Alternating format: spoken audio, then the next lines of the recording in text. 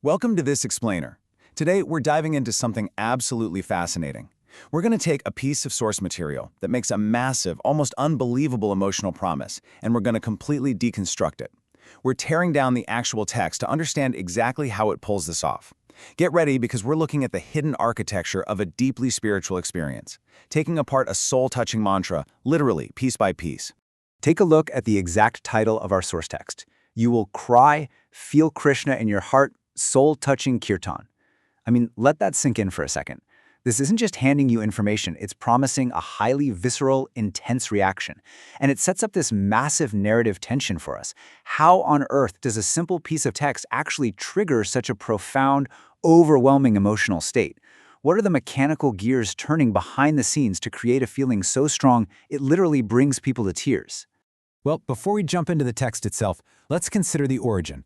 The source material comes from a channel called Harinama Eva Kevalam, which roughly translates to only the holy name. And you know that word, only, is our very first massive clue here. It hints at the extreme, radical minimalism we're about to uncover. We aren't getting complex philosophical essays today, we're getting singular, laser-focused repetition.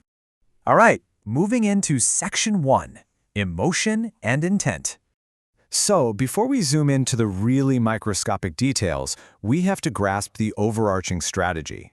The ultimate goal of this text is a profoundly emotional, soul-touching experience. But here's the catch. It is driven entirely by continuous repetition. There's no visual narrative. There are no shifting storylines or complex arguments trying to manipulate your emotions. It relies completely 100% on chanting specific words to just bypass the logical brain and directly evoke spiritual connection. It's basically a brute force approach to emotional resonance through sheer, undeniable consistency. Which brings us to Section 2, only 3 words. Notice this single, striking number, 3. When you look at the raw source transcript, it's this massive, incredibly dense wall of text that just goes on and on. But despite its massive length, the entire thing, every single syllable, is constructed from just 3 distinct words. It is an absolute masterclass in doing the most with the least. And here are those 3 foundational words: Hare, Krishna, Rama. That's it. That is the whole shebang. This extreme linguistic minimalism is the bedrock of this deeply moving kirtan. By stripping away all other vocabulary, the text literally forces your mind to stop searching for new meanings, and instead, you just surrender to the sound and rhythm of these specific words. Let's look at Section 3, the 16-word loop. So, how exactly do you make just 3 words last endlessly without losing the listener? Well, you build a flawless structure.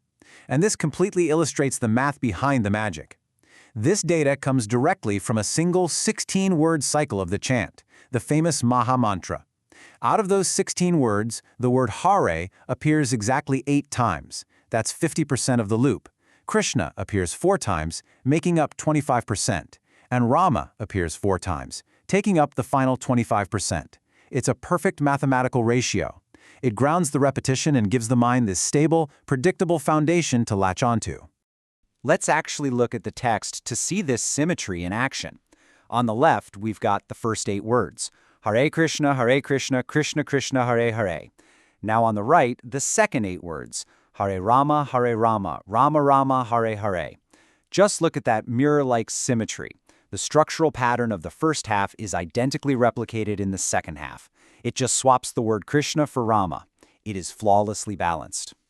And the really crucial point here is how this structural arrangement creates a cycle of building and releasing emotional tension. Let's walk through it. Step 1 is the invocation, Hare Krishna, that introduces the rhythm. Step 2 creates the first climax by grouping the words together, Krishna Krishna. Step 3 is our second invocation, resetting the rhythm, Hare Rama. And step 4 is the final climax, Rama Rama. This rhythmic progression acts just like waves crashing on a shore, a constant rhythmic build and release of tension that pulls you deeper and deeper in. All right, Section 4, the power of continuity. Okay, so we've analyzed the microstructure, that 16-word loop. Now we need to zoom back out to the macro experience of the continuous source text. Because, you see, the structure only really works if it's applied endlessly. This is exactly how the text appears in the transcript. It's complete visual overwhelm. We've been talking about perfect math, but the actual source material is a dense, unpunctuated block of text. And this is entirely intentional. It reflects the overwhelming, deeply immersive auditory experience of the Kirtan itself. Why present it this way? Because there's no punctuation. There are 0 pauses. It is an unbroken stream of sound. The transcript's deliberate lack of punctuation visually represents this goal to completely immerse and overwhelm your senses. Think about it. If there are periods or commas, it would give your brain a tiny moment to stop, analyze, and break the spell. This unbroken stream ensures the listener stays happily trapped in that beautiful, hypnotic loop. And finally, our last section, reaching the heart. Let's bring this all full circle. We need to connect the mechanical, mathematical breakdown of the transcript directly back to that massive emotional promise we saw at the start. Let's return to that specific fragment of the title.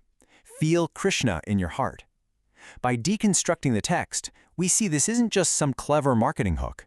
The hypnotic, unbroken, structurally perfect loop we've been analyzing is the exact mechanism driving the feeling. The text doesn't just tell you to feel something, the mathematical repetition and the unbroken stream of sound literally alter your cognitive state so that you experience it. The structure itself is the vehicle for the emotion. So, what you should really take away from this explainer is a deep appreciation for the hidden architecture of spiritual texts. I want to leave you with this final thought. Can the continuity of just a few words truly touch the soul? Well, our breakdown shows us that, yeah, absolutely. Through extreme linguistic simplicity, flawless mathematical symmetry, and an unbroken, continuous stream of delivery, a text can bypass the analytical mind entirely and fulfill a deeply complex emotional promise. It's a brilliant, powerful piece of structural design. Thanks so much for joining me to uncover it.